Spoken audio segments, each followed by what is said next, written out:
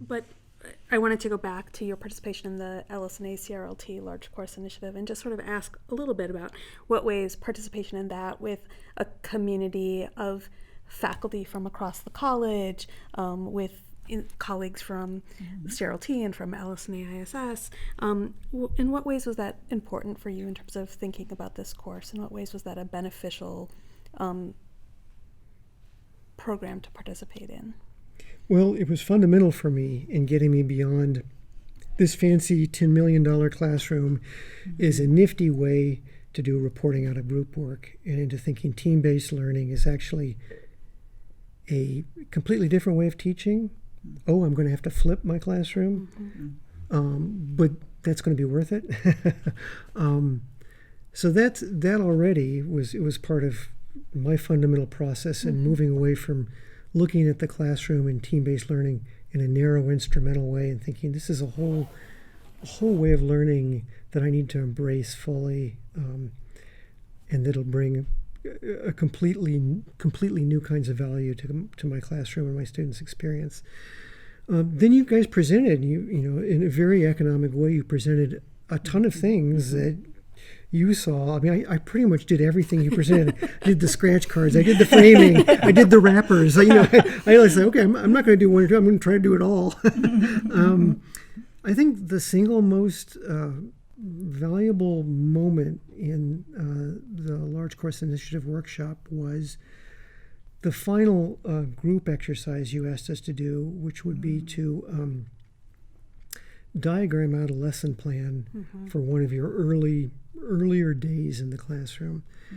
And knowing that I had to share it with my team members in the workshop, having learned ideas from them that I was going to reflect in this first lesson plan, made me think, wait a second, you know, I'm still doing this kind of inertly, kind of like here's my first content piece, here's my second content. I need to flip my lecture and think about what's the student process, how do I bring them into the space, how do I bring them into conversation with each other, how do I bring them into focus with their GSI, how then do I have them do something with those relationships. So I think I might have taken the workshop, I might have tried to do some of these things, and it might have all been kind of patchwork if I hadn't been forced within, in the space of, I think, 4 or 5 workshops, Right. put it in practice. How are you going to really try to make this mobile in your lesson plan? And that was really eye-opening to me, that I was going to have to rethink my whole process about lesson plans too, from much more from the point of view of what I wanted out of the team. And I just saw that, this is like a lesson plan that I've never done before, where it just keeps weaving onto itself, as opposed to going through outline points that build in some kind of an abstract sequence. So that made it very experiential for me, and it made me realize that the team-based learning is going to be highly experiential from the students, and that's the piece I wanted. I saw happen in that exercise, and we talked through with each other in our different lesson plans, and the way we could tweak those lesson plans and do them better, that I took away from. So it was, it helped that it was the last exercise, because that's the part I took away. But that was the moment where everything crystallized for me, and I thought, okay, this is going to be really different than anything I've done before as a teacher. It might involve some skill sets I've developed beforehand, but the end result is not a sum of those skill sets. It's a completely new thing. So. If I could follow up as well, I think one of the things that I really appreciated is that you had mentioned a very succinct collection of resources. So I think that just having that, here's the 2 best articles we could find on X, and so making you as a participant feel like you're filling in the blanks a little bit, but it's not overwhelming, and all of that stuff has been sort of curated so that you're really getting the best of the best.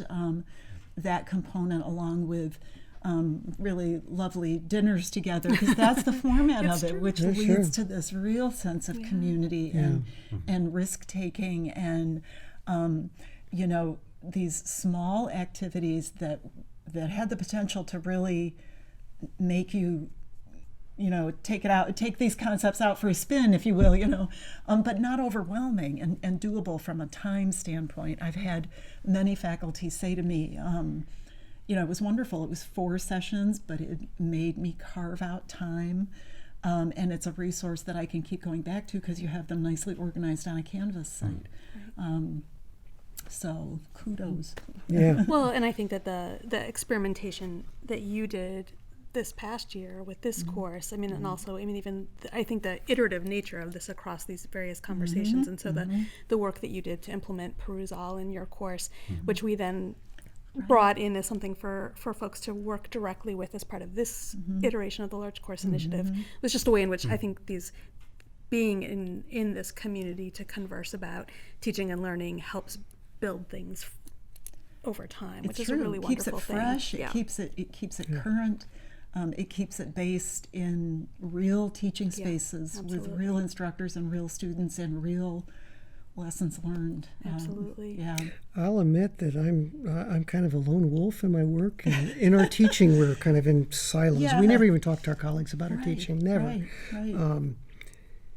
And I haven't had a lot of experience of being a team member and working on teams, and it's a very foreign experience to me. And this was kind of my introduction to team-based learning as my own. And I definitely got the point that if the more heads you've got to put together around a problem, the better the ideas and the sourcing of different tools gets.